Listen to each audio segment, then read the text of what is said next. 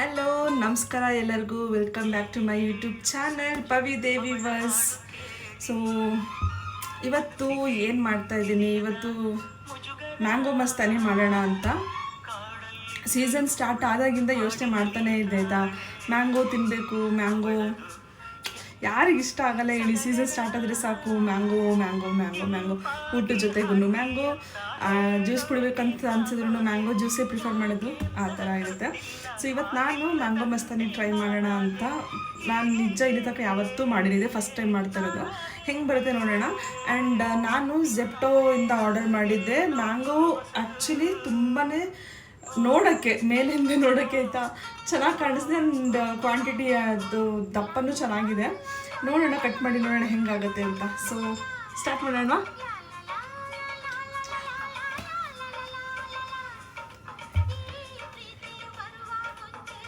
ರೆಸಿಪಿನೂ ಗೊತ್ತಿಲ್ಲ, just try ಅಷ್ಟೇ ಆಯಿತಾ. ಮ್ಯಾಂಗೋ ಮಸ್ತಾನಿನ ನೀವೆಲ್ಲ ಎಲ್ಲೆಲ್ಲಿ ಟ್ರೈ ಮಾಡಿರ್ತೀರಾ? ಯೂಶ್ವಲಿ ನಾನು ನೋಡಿರೋದು ಬ್ಯಾಂಗ್ಳೂರಲ್ಲಿ, ಎಸ್ಪೆಷಲಿ ಸಾಗರಲ್ಲಿ ಮ್ಯಾಂಗೋ ಮಸ್ತಾನಿ. ಯೂಶ್ವಲಿ ಅಲ್ಲಿ ಜ್ಯೂಸೇ ತುಂಬ ಫೇಮಸ್ಸು, ಬಟ್ ಮ್ಯಾಂಗೋ ಮಸ್ತಾನಿ ಅಲ್ಲಿ ಎನಿ ಟೈಮ್ ಅವೈಲೇಬಲ್ ಇರುತ್ತೆ ಅಂತ ಕೇಳಿದ್ದೀನಿ. ಆ್ಯಂಡ್ ಪ್ರೈಸ್ ಹೆಂಗಿರುತ್ತೆ ಹೇಳಿ? ಕ್ವಾಂಟಿಟಿನೂ ಚೆನ್ನಾಗಿರುತ್ತೆ, ಬಟ್ ಸ್ಟಿಲ್ ಪ್ರೈಸ್ ಅಷ್ಟೊಂದು ಕೊಡಬೇಕು, ಅಷ್ಟೊಂದು ಕೊಟ್ಟು ಕುಡಿಬೇಕಾ ಅಂತ ಅನಿಸ್ತಿರುತ್ತೆ. ಸೊ ಮನೇಲೇ ಟ್ರೈ ಮಾಡ್ಬೋದಲ್ವ. ಸೊ ನೋಡಿ, ಹಣ್ಣು ಕೂಡ ತುಂಬ ಚೆನ್ನಾಗಿದೆ ಆಯಿತಾ, ಏನೂ ಪ್ರಾಬ್ಲಮ್ ಆಗಿಲ್ಲ, ಚೆನ್ನಾಗಿದೆ ಹಣ್ಣು. ಇದನ್ನು ಈ ಥರನೇ ಕಟ್ ಮಾಡಿ ಹಾಕಬೇಕಾ? ಹೀಗೆ ಈ ಸ್ಲೈಸ್ ಜ್ಯೂಸಲ್ಲಿ ಅಡ್ವರ್ಟೈಸ್ಮೆಂಟ್ ಕೊಡ್ತಾರಲ್ಲ, ಈ ಥರ ಎಲ್ಲ ಕಟ್ ಮಾಡಿಬಿಟ್ಟು ಹಿಂಗೆ ಮಾಡಿಬಿಟ್ಟು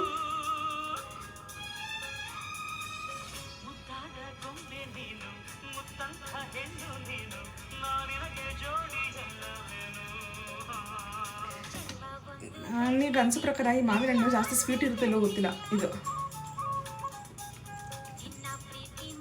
ನಾಟ್ ಬ್ಯಾಡ್, ಚೆನ್ನಾಗಿದೆ. ಇದು ಆ್ಯಕ್ಚುಲಿ ಈ ಹಣ್ಣು ಹುಳಿ ಇರಲ್ಲ ಆಯಿತಾ, ಆದರೆ ಸ್ವೀಟು ಕಡಿಮೆ. ನಾನು ನೋಡಿರೋ ಹಾಗೆ, ಗೊತ್ತಿಲ್ಲ ನಿಮಗೆ ಹೆಂಗೆ ಎಕ್ಸ್ಪೀರಿಯನ್ಸ್ ಆಗಿದೆ ಅಂತ ಹೇಳ್ಬಿಟ್ಟು. ಇದು ಬಟ್ ಈ ಹಣ್ಣು ತುಂಬ ಚೆನ್ನಾಗಿದೆ, ನಿಜ ಚೆನ್ನಾಗಿದೆ.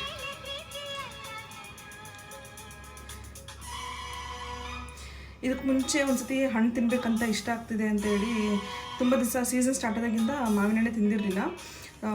ಮಾವಿನ ಹಣ್ಣು ತಿನ್ಬೇಕು ಅನಿಸಿದೆ ಅಂತ ಅಂದ್ಬಿಟ್ಟು ನಾರ್ಮಲ್ ಈ ಹಾಪ್ಕಾಮ್ಸ್ ತರಕಾರಿ ಅಂಗಡಿಲೆಲ್ಲ ಇಟ್ಟಿರ್ತಾರಲ್ಲ, ಅಲ್ಲೋಗಿ ತೊಗೊಂಡ್ಬಂದಿದ್ದೆ ಆಯಿತಾ. KG ಅವಾಗ ಅದು ಮಾವಿನ ಹಣ್ಣು ಹೆಸರು ಯಾವುದು ಗೊತ್ತಿಲ್ಲ ನನಗೆ, ಬಟ್ KG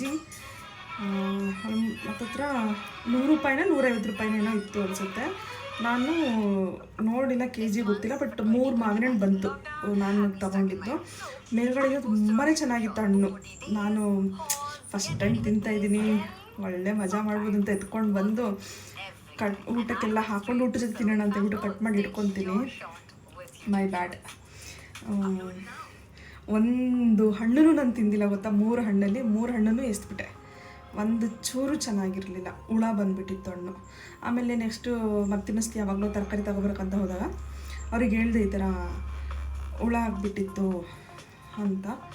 ಅವರು ರೀಸನ್ ಏನು ಗೊತ್ತಾ, ಫಸ್ಟ್ ಮಳೆ ಬಂದಮೇಲೆ ಬಿಟ್ಟಿರೋ ಮೊದಲನೇ ಹಣ್ಣಲ್ವಾ, ಅದಕ್ಕೆ ಹಂಗಾಗಿದೆ ಅಂತ ಅಂದರು. ಇಲ್ಲಾಂದರೆ ನಾನು ಗೊತ್ತಾ, ಇನ್ನೂ ಮಳೆ ಬಿದ್ದಿಲ್ವಲ್ಲ ಅದಕ್ಕೆ ಹಿಂಗಾಗಿದೆ ಅಂತ ಹೇಳೋರು. ನಾನು ಕಂಪ್ಲೀಟ್ ಒಂದು ಹಣ್ಣು ಹಾಕ್ತಾಯಿದ್ದೀನಿ ಆಯಿತಾ, ಪೂರ್ತಿ. ಇನ್ನೊಂದು ಹಣ್ಣು ಸ್ವಲ್ಪ ಗಾರ್ನಿಷ್ಗೆ ಡಿಸೈನ್ ಮಾಡೋಕ್ಕೆ ಬೇಕಲ್ಲ, ಇಟ್ಕೊಳ್ಳೋಣ ಅದಕ್ಕೆ.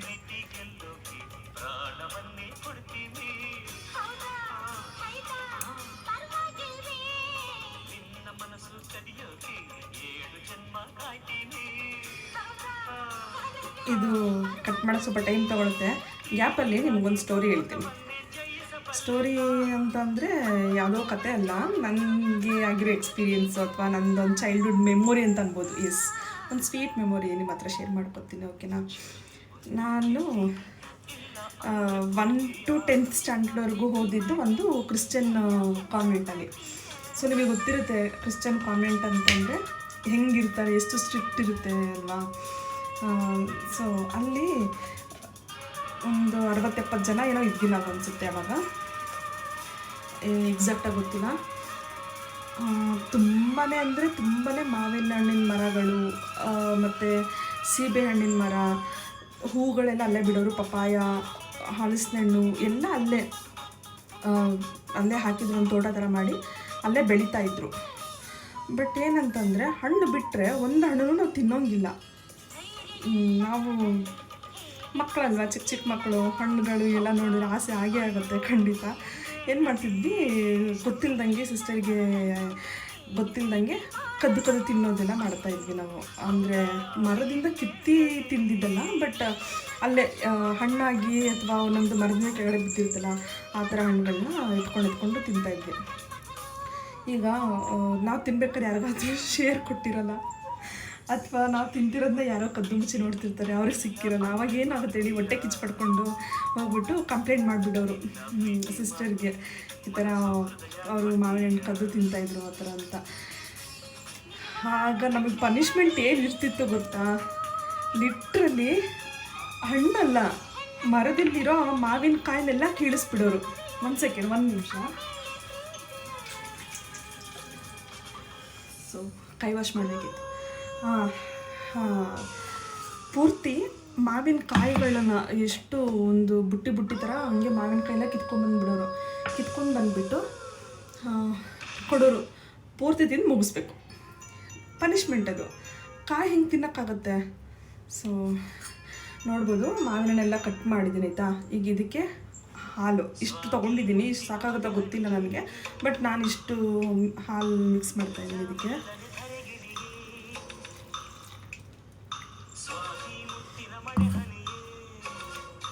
ಆಮೇಲೆ ಪೂರ್ತಿ ಮಾವಿನಕಾಯಿ ಏನಿದೆಯಲ್ಲ ಅಷ್ಟನ್ನು ಪೂರ್ತಿ ತಿಂದು ಮುಗಿಸ್ಬೇಕು. ಅಲ್ಲಿವರೆಗೂ ನಮಗೆ ಊಟ ಕೊಡೋಲ್ಲ, ಓದೋಕ್ಕೆ ಹೋಗೋಂಗಿಲ್ಲ, ಪ್ರೇಯರ್ ಮಾಡೋಂಗಿಲ್ಲ, ಏನಿಲ್ಲ, ಪನಿಷ್ಮೆಂಟು. ಆ 1-2 ಅಲ್ಲ, ಪೂರ್ತಿ ಬುಟ್ಟಿ ತಂದಿಟ್ಟಿರೋರು ಒಬ್ಬರು ಮಾಡಿದ್ದಕ್ಕೆ ಅಲ್ಲಿ ಅಷ್ಟು ಜನ ಮಕ್ಕಳಿರ್ತಾರಲ್ಲ ಅಷ್ಟು ಜನಕ್ಕೂ ಪನಿಷ್ಮೆಂಟ್ ಅದು.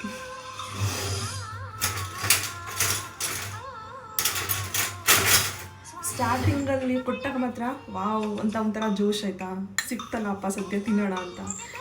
ಮ್ಯಾಕ್ಸ್ ಎಷ್ಟು ತಿನ್ನೋಕ್ಕಾಗತ್ತೆ ಹೇಳಿ. ಹಬ್ಬ ಕಷ್ಟ ಪಡ್ಕೊಂಡ್ರು ಒಬ್ಬರು ಒಂದು ಮಾವಿನಕಾಯಿ ತಿನ್ಬೋದು, ಆ ಹುಳಿ ಇರುತ್ತೆ.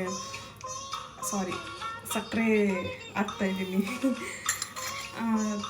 ತಿನ್ನೋಕ್ಕೆ ಆಗ್ತಿರ್ಲಿಲ್ಲ. ನಮ್ಗೆ ಹಂಗೆ ಇದ್ದಿದ್ದು ಪನಿಷ್ಮೆಂಟು. ಈಗ ಒಂದು ಹುಣಸೆ ಹಣ್ಣು ಕದ್ದು ತಿಂದ್ವಿ ಅಂತಂದ್ರೂ ಆ ಸಿಸ್ಟರಿಗೆ ಗೊತ್ತಾಯಿತು ಅಂತಂದರೆ ಪೂರ್ತಿ ಹುಣಸೆಕಾಯಿ ತಗೊಂಡು ಕೊಡೋರು, ಅದನ್ನು ಕಂಪ್ಲೀಟಾಗಿ ತಿಂದು ಮುಗಿಸ್ಬೇಕು. ನಾನು ಆ್ಯಕ್ಚುಲಿ ಇದಕ್ಕೆ ಐಸ್ ಕ್ರೀಮ್ ಗಾರ್ನಿಷ್ಗೆ ಇಟ್ಕೊತೀನಿ. ಇದು ಮಿಕ್ಸ್ ಮಾಡೋದಕ್ಕೆ ಹಾಕಲ್ಲ, ಮಿಕ್ಸಿಗೆ ಹಾಕಲ್ಲ. ನಾನು ಜಾಸ್ತಿ ತರೋದು, ನಾನು ಯೂಶ್ವಲ್ ವೆನಿಲಾ ಐಸ್ ಕ್ರೀಮ್ನ ಹಿಂಗೆ ಬರೀ ಪ್ಲೇನಾಗಿ ತಿನ್ನೋಕ್ಕೆ ಇಷ್ಟಪಡಲ್ಲ. ಅದಕ್ಕೆ ನಾನೇನು ಮಾಡಿದೆ, ಚಿಕ್ಕದಾಗಿ ನನಗೆ ಎಷ್ಟು ಬೇಕು ಅಷ್ಟು ಬರೀ ಇದು ಮ್ಯಾಂಗೋ ಮಸ್ತಾನಿಗೆ ಮಾತ್ರ ಬೇಕಾಗಿರೋಷ್ಟು ಇದು ತೊಗೊಂಡಿದ್ದೀನಿ. ಆ ಥರ ಪನಿಷ್ಮೆಂಟ್ ಇರ್ತಿತ್ತು. ಸೊ ಇವಾಗ ಇಷ್ಟೆಲ್ಲ ಹಾಕ್ಕೊಂಡಿದ್ದೀನಿ ಆಯಿತಾ. ಹಾಲು, ಮಾವಿನ ಹಣ್ಣು, ಸಕ್ಕರೆ, ಇಷ್ಟೇ, ಇನ್ನೇನು ಸೇರಿಸಿಲ್ಲ ಇದಕ್ಕೆ. ಈಗ ಇದನ್ನು ರುಬ್ಕೊಂಡ್ಬರ್ತೀನಿ, ನಿಮಗೆ ಡಿಸ್ಟರ್ಬ್ ಆಗುತ್ತೆ. ಸೊ ಇದನ್ನು ಕಟ್ ಮಾಡಿರ್ತೀನಿ, ರುಬ್ಕೊಂಡು ಬರ್ತೀನಿ ಮತ್ತೆ. ಎಸ್, ರೆಡಿ ಆಯಿತು. ರುಬ್ಕೊಂಡಿದ್ದೀನಿ, ಎಲ್ಲ ರೆಡಿ ಆಗಿದೆ ಆಯಿತಾ. ಈಗ ಗ್ಲಾಸ್ಗೆ ಹಾಕೋ ಟೈಮ್. ಇನ್ನೊಂದು, ನಾನು ಡ್ರೈ ಫ್ರೂಟ್ಸ್ನೆಲ್ಲ ಕಟ್ ಮಾಡಿ ಇಟ್ಕೊಂಡಿದ್ದೀನಿ. ಇದು ಮಿಕ್ಸ್ಡ್ ಡ್ರೈ ಫ್ರೂಟ್ಸ್. ಸೊ ಹೊರಗಡೆ ಹೋದರೆ ಇದಕ್ಕೆಲ್ಲ ಸ್ವಲ್ಪ ಮೇಲ್ಗಡೆ ಹಾಗೆ ಹಾಕಿರ್ತಾರೆ, ಬಟ್ ಮನೇಲಿ ಮಾಡಿಕೊಂಡ್ರೆ ಹೇಳಿ ನಮ್ಗೆ ಎಷ್ಟು ಬೇಕೋ ಅಷ್ಟು ಆರಾಮಾಗಿ ಜ್ಯೂಸನ್ನು ಕುಡಿಬೋದು ಜಾಸ್ತಿ. ಆ್ಯಂಡ್ ಮತ್ತು ಇನ್ನೊಂದು ಏನಂದರೆ ಮ್ಯಾಂಗೋ ಪಲ್ಪ್ನ ಕಟ್ ಮಾಡಿ ಇಟ್ಕೊಂಡಿದ್ದೀನಿ, ಅದನ್ನು ಗಾರ್ನಿಷ್ಗೆ, ಅದನ್ನು ಕೂಡ ಆಯಿತಾ. ನಾನು ತೋರಿಸ್ತೀನಿ ಹೆಂಗೆ ಮಾಡ್ತೀನಿ ಅಂತ. ಆ್ಯಂಡ್ ಡ್ರೈ ಫ್ರೂಟ್ ರೆಡಿ ಮಾಡೋಣ ಈಗ.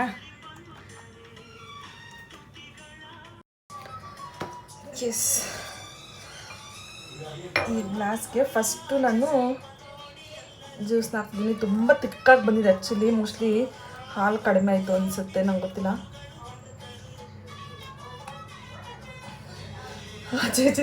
ಚೆಲ್ತಿದೆ ಶೆಂಟ್. ಓಕೆ, ಇಷ್ಟು ಆದಮೇಲೆ ಐಸ್ ಕ್ರೀಮ್ ಹಾಕೋಣ.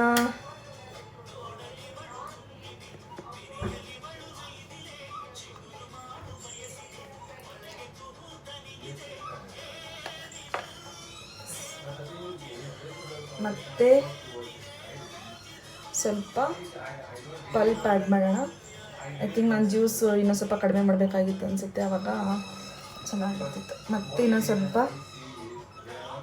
ಮ್ಯಾಂಗೋ ಶೇಕ್ ಹಾಕೋಣ.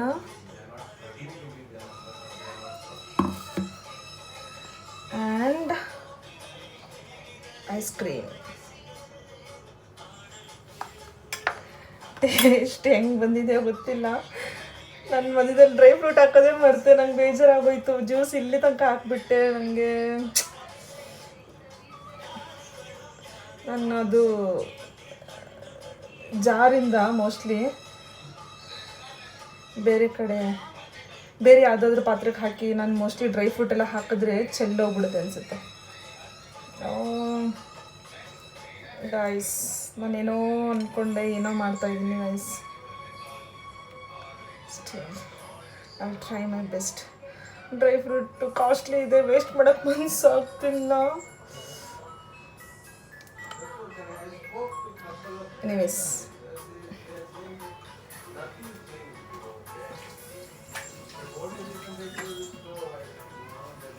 ಹೆಂಗೆ ಅನಿಸ್ತಿದೆ? ರೆಡಿಯಾಗಿದೆ ಮ್ಯಾಂಗೋ ಮಸ್ತಾನಿ.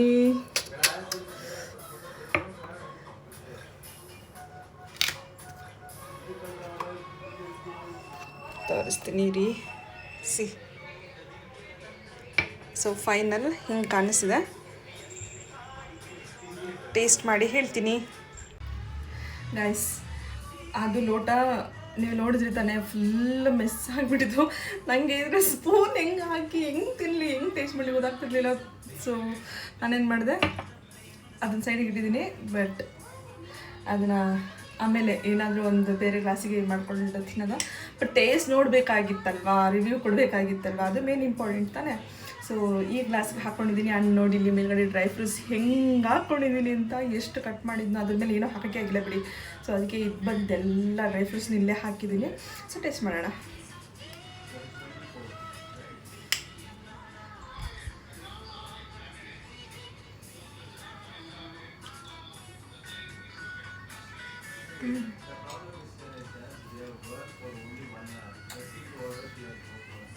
ಸಪ್ಪದ ಮೇಲೆ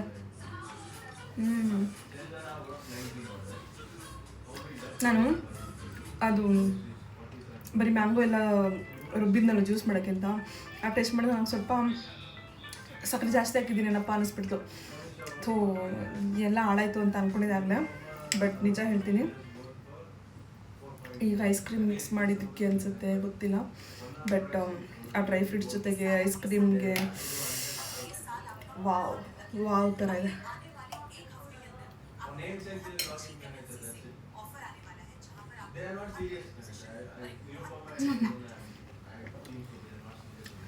ಮಾಡಿದ್ದಕ್ಕೂ ಬರ್ತಾಯಿತ್ತು. ನಾನು ಆ ಟೇಸ್ಟು ಬಿಕಾಸ್ ಮನೇಲಿ ಯಾವುದೂ ಟ್ರೈ ಮಾಡಿಲ್ಲ ಬಿಡಿ, ಹೆಂಗಿರುತ್ತೋ ಏನೋ ಅಂದ್ಕೊಂಡಿದ್ದೆ. ಬಟ್